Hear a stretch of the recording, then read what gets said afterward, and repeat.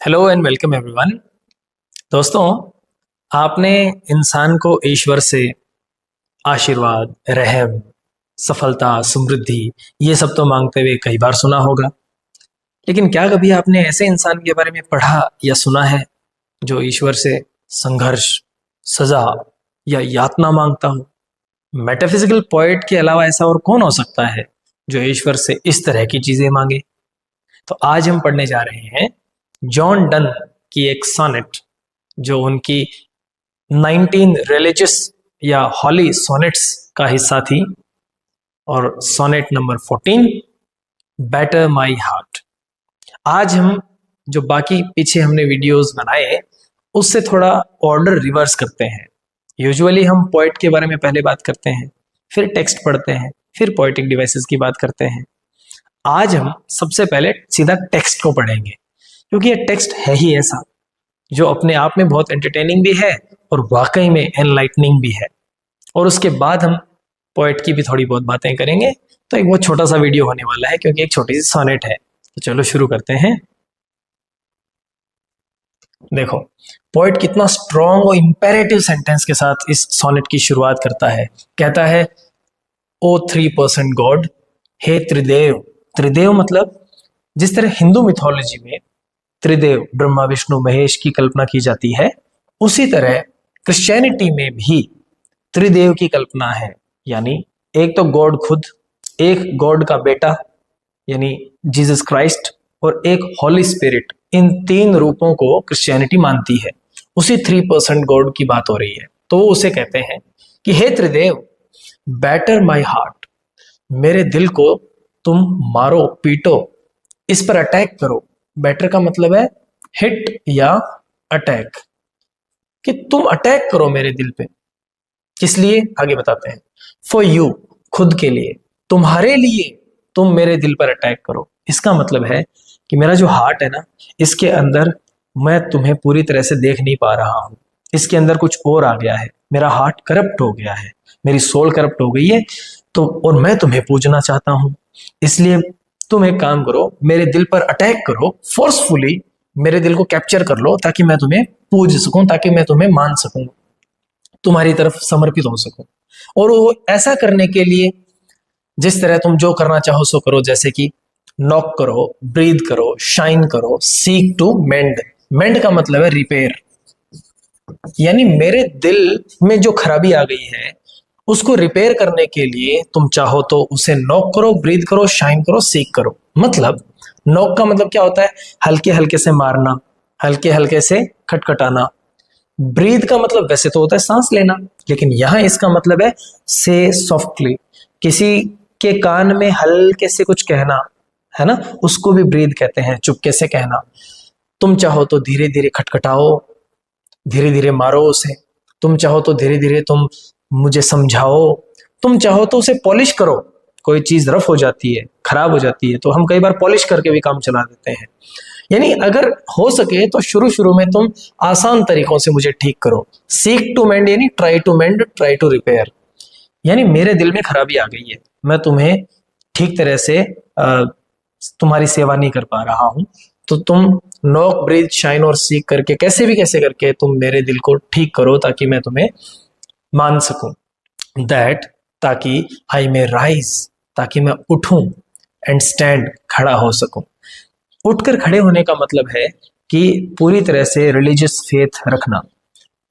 Poet ये कहना चाहता है कि मैं अच्छी तरह से फेथफुल नहीं हूं, मेरे अंदर आस्था की कमी आ गई है, तो मैं उठकर खड़ा हो सकूं, आस्था पूरी तरह से रख सकूं। इसलिए तुम नॉक, ब्रीथ, शाइन और सीक करो। ये बार बार है ना, पढ़िएगा। नॉक, ब्रीथ, शाइन, सीक, ऐसे वर्ड से सीधे क्वेश्चन बनते हैं। अब देखो तुरंत कितना पैराडॉक्सिकल स्टेटमेंट है, पैराडॉक्स है इसमें। यहां तक तो कह रहा है कि तुम मुझे ठीक करो धीरे धीरे से, लेकिन आगे कहता है ओवरथ्रो मी। ओवरथ्रो का मतलब क्या होता है? किसी पर, किसी गद्दी या सिंहासन पर बैठे हुए इंसान को हटा देना, यानी पद से हटा देना, रिमूव कर देना। ओवरथ्रो मी, जहां मैं बैठा हूं ना, उठा के फेंको मुझे वहां से। And bend your force to break, और तुम पूरा झुका दो अपनी ताकत को, टू ब्रेक, तोड़ने के लिए। ब्लो, यानी ब्लो वैसे तो होता है तेज हवा चलना, लेकिन यहां पर मारना, पीटना।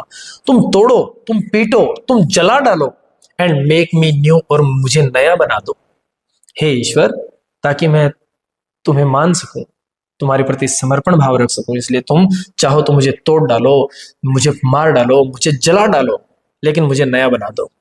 गौर से देखना, इस लाइन में वो कह रहा है कि मुझे रिपेयर कर दो, लेकिन इस लाइन में फिर भाव आ जाते हैं कि अगर इससे काम ना चले तो ऐसा करना, मुझे पूरा नया ही बना दो, तुम मार पीट के जला के राख कर दो भले ही।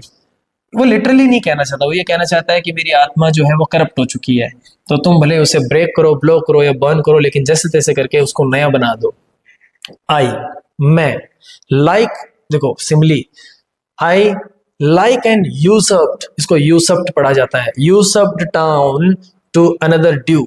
यहां ड्यू का मतलब है फोर्स, कोई एक बाहरी ताकत आ गई है जिसने हड़प लिया है मुझे। टाउन यहां पर एक मेटाफर है खुद के लिए, पोएट अपने लिए टाउन को यूज कर रहा है, कहता है कि मैं एक हड़पे हुए कस्बे की तरह हूं जिसको किसी बाहरी आक्रांता ने कैप्चर कर लिया हो। जिस तरह बाहर के आक्रांता के किसी कस्बे में, किसी शहर में हक जमा लेते हैं, एक सैटेनिक पावर्स ने, यानी इविल पावर्स ने मेरे ऊपर कब्जा कर लिया है, इसीलिए मैं तुम्हें ठीक से मान नहीं पा रहा हूं। लेबर टू एडमिट यू, कहता है बहुत मेहनत करता हूं मैं एडमिट करने की, यानी सबमिट करने की, अपने आप को पूरा समर्पित करने की, यू तुम्हारे सामने बहुत मेहनत करता हूं, बट लेकिन ओह, देखो ये ओह अलेस जैसा एक्सप्रेशन है कि हाय मैं क्या बताऊं, नो टू नो एंड, यानी अंत तक मैंने कोशिश की है, हर बार कोशिश की है, मेरी हर लिमिट तक कोशिश की है, मेहनत की है तुम्हारे सामने समर्पित होने की, लेकिन मैं ऐसा नहीं कर पाता हूं।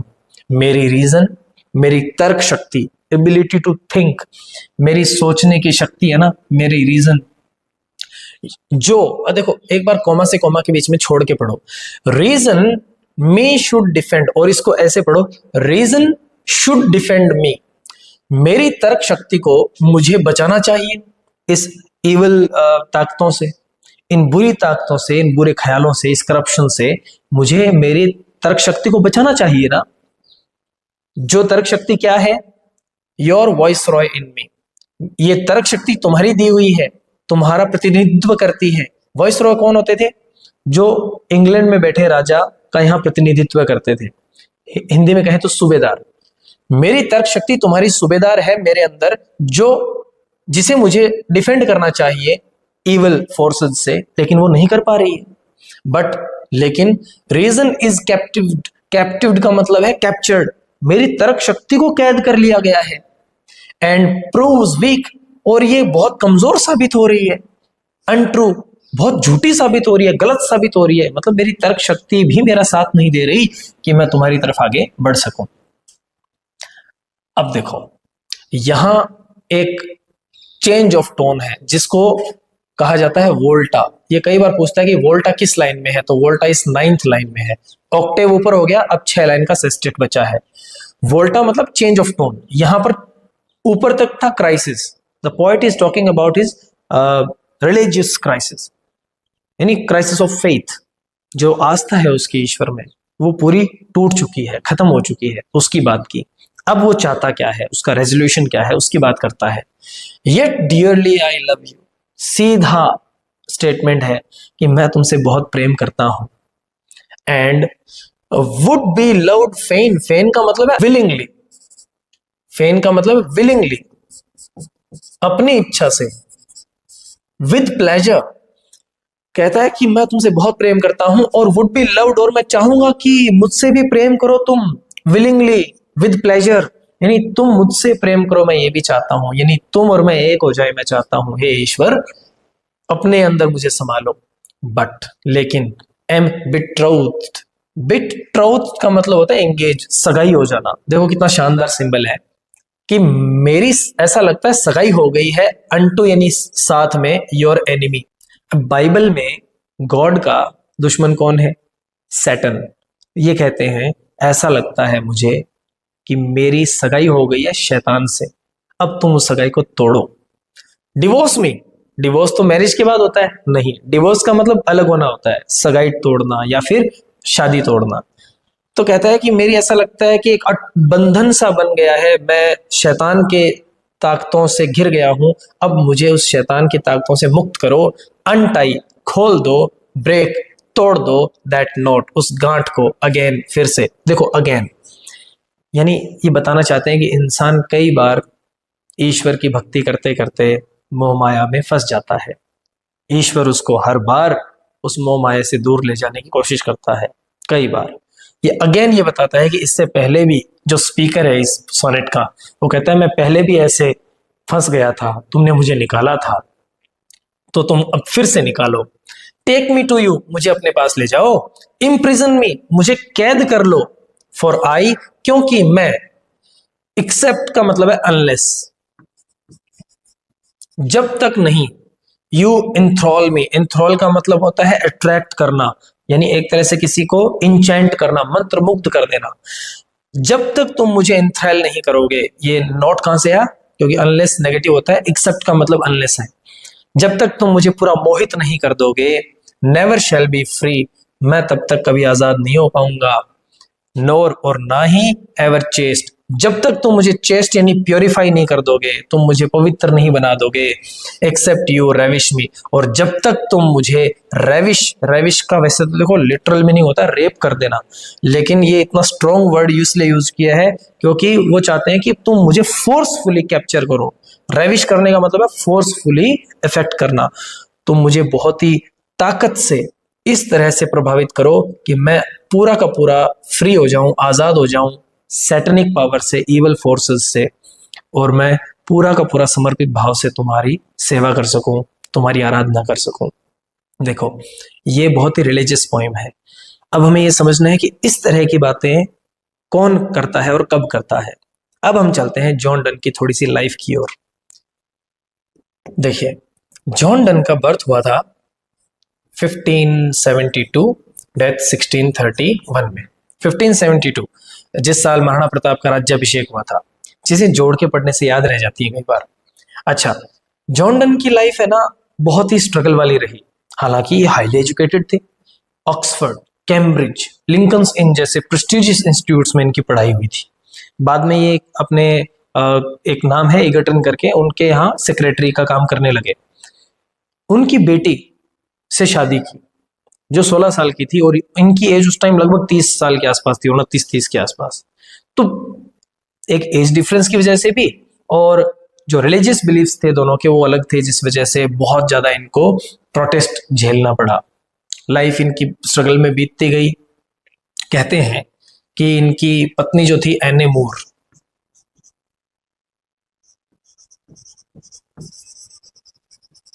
नाम इसलिए लिख रहा हूं क्योंकि इसका लेना देना है अपनी इस पोइम से। ये इनकी डेथ हो गई 12th चाइल्ड बर्थ के दौरान, 12वां बच्चा इनका हो रहा था तब इनकी डेथ हो गई। और उसी का इफेक्ट इतना पड़ा, एक कारण और, उसी दौरान इनको अपना धर्म चेंज करना पड़ा। ये पहले रोमन कैथोलिक थे, यानी पहले पॉप वगैरह को बहुत मानते थे, हाईएस्ट अथॉरिटी वही होती है कैथोलिक्स में। लेकिन बाद में ये एंग्लिकन बन गए। हालांकि ऐसा कहा जाता है कि ये फोर्सफुली बदले गए थे, इनको कन्वर्ट किया गया था। तो इसका भी एक बहुत बड़ा अंदर कॉन्फ्लिक्ट इनके मन में चल रहा था। इसी दौरान इन्होंने एक कॉम्पोजिशन लिखी, मतलब एक सीरीज ऑफ सोनेट्स लिखी जिसका नाम है होली सोनेट्स। इसको कई नाम से जानते हैं, इसको डिवाइन पोइम्स के नाम से भी जानते हैं, डिवाइन पोइम्स। इसी को डिवाइन मेडिटेशंस के नाम से भी जानते हैं, डिवाइन मेडिटेशन। इसमें टोटल 19 सोनेट्स हैं, जिसमें से ये वाली सोनेट नंबर 14 है। हर एक सोनेट में कहीं ना कहीं बाइबलिकल रेफरेंस है। जैसे सैटन का गॉड से जो युद्ध होता है उसके लिए एक सोनेट लिखी है, और सैटन का फॉल एक सोनेट में है। फिर मैन की डिसोबीडियंस जो हमने पैराडाइज लॉस्ट में पढ़ी थी। तो कहीं ना कहीं बाइबल को बेस बना के इन्होंने ये रिलीजियस सोनेट्स की एक सीरीज लिखी जिसको होली सोनेट्स के नाम से जानते हैं। और ये सोनेट की सीरीज इन्होंने डेडिकेट की थी एने मूर को। तो इस तरह की इनकी लाइफ थी। तो ये था अपना वीडियो सिंपल सा, जिसमें हमने बेटर माई हार्ट सोनेट पढ़ी। मिलते हैं अगले वीडियो में। अगला टॉपिक आप कौन सा पढ़ना चाहेंगे मैं जानना चाहूंगा। Thank you so much. See you in the next video.